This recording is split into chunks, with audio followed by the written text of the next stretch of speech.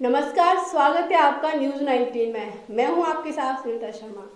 जब जब देश में अत्याचार बढ़ा है और ज़्यादातर लोगों का नरसंहार भी हुआ है, इस समय जिस समय लोगों के ऊपर अत्याचार हुए हैं, उस समय भगवान ने किसी न किसी रूप में अवतार लिया है। पहले आपने देखा होगा कि त्रेता युग में भगवान श्री राम ने दशरथ के यहाँ पर अवतार लिया था लोगों को उद्धार करने के लिए। ऐसा ही द्वापर में भी देखा गया था, जहां पर देवकी की कोख से भगवान श्री कृष्ण ने अवतार लिया था। ऐसा ही अब देश में होने वाले कलयुग में अत्याचार को लेकर भगवान ने भी एक अवतार लिया। यह विष्णु के अवतार माने जाने वाले देवनारायण जी हैं, जिन्होंने अपने देव ज्ञान से लोगों के काफी दुखों को दूर किया। तो चलिए जानते हैं कि देवनारायण की क्या प्रतिमा थी और उन्होंने क्या कुछ किया है अपने काल में और किस तरह से लोगों को अत्याचार से बचाने के लिए पूर्णतः प्रयास किए। आइए जानते हैं उनके बारे में हम विस्तार से। देवनारायण जी भारत के राजस्थान राज्य के रहने वाले एक गुर्जर योद्धा थे, जिन्होंने वैशाला कबीले की स्थापना की थी। पौराणिक कथाओं में कहा गया है कि वह विष्णु के अवतार थे और उन्हें एक लोक देवता के रूप में पूजा जाता है, क्योंकि उन्होंने अपना सारा जीवन लोगों के कल्याण में व्यतीत किया था। तब से उनके अनुयायियों ने उन्हें प्रेरणा लेकर इस परंपरा को आगे बढ़ाया। देवनारायण जी बगड़ावत वंश के थे, जो कि गुर्जर जाति से संबंध रखते हैं। दरअसल अजमेर में रहने वाले चौहान राजाओं द्वारा बगड़ावतों को गोठा, जो कि एक स्थान है, वह सौंप दिया गया था। आज के समय में गोठा भीलवाड़ा से अजमेर जिले के आसपास का क्षेत्र है। बगड़ावत अपने सभी भाइयों के साथ वहां पर अच्छे से बस गए थे। वे इतने वीर थे कि उनकी चर्चाएं मेवाड़ तक फैली हुई थी। इस वंश के सबसे पहले राजा हरिराव थे, जिनके पुत्र का नाम था बागराव, और इनके 24 पुत्र थे, जिनमें से देवनारायण जी के पिता यानी सवाई भोज यानी राजा भोज थे। देवनारायण जी की माता इनके पिता की दूसरी पत्नी थी। उनकी माता के एक गुरु, जिनका नाम था रूपनाथ, जब वे गर्भवती थी तो उन्होंने गुरु ने यह कहा कि यह आपकी कोख में बच्चा है, वह एक बहुत ही महान व्यक्ति होगा, जो कि अन्याय और अत्याचार के खिलाफ लड़ेगा।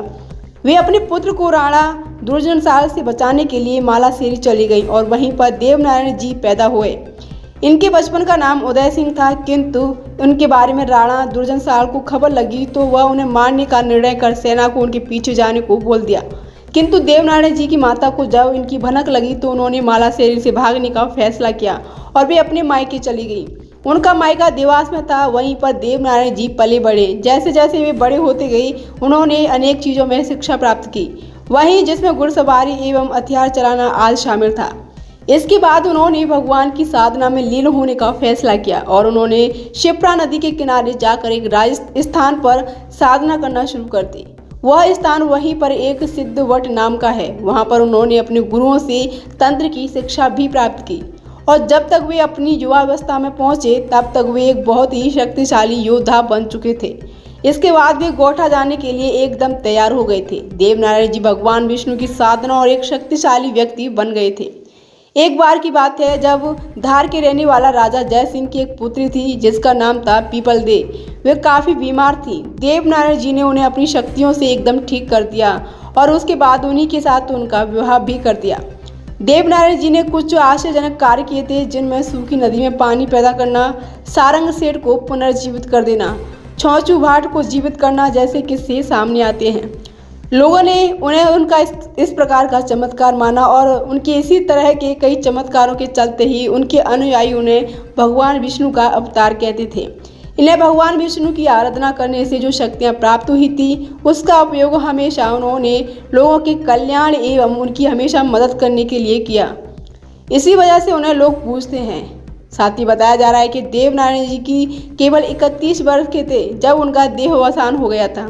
कुछ लोगों का कहना है कि वह तिथि जिसमें देवनारायण जी अपना देह त्याग कर दिया था। साथ ही राजस्थान के निवासी देवनारायण जी की पूजा करते थे और आज भी उनकी पूजा करते हैं। मुख्य रूप से देवनारायण जी का जो सबसे सिद्ध पूजा स्थल भीलवाड़ा जिले के पास स्थित आसीन में है और हर साल उनकी जन्म तिथि के दिन यहाँ पर खीर एवं चूरमा का भोग लगाकर उनकी पूजा की जाती है। साथ ही गाथाओं को न केवल देवनारायण जी के फंड में दर्शाया जाता है, बल्कि बगड़ावत महाभारत में भी इनकी कहानी को बहुत अच्छे तरीके से दर्शाया गया। इस स्थिति में लोग इन महाकाव्य का गायन करते हैं। यह सब देखने के लिए जुड़े रहिए न्यूज़ 19 के साथ। नमस्कार।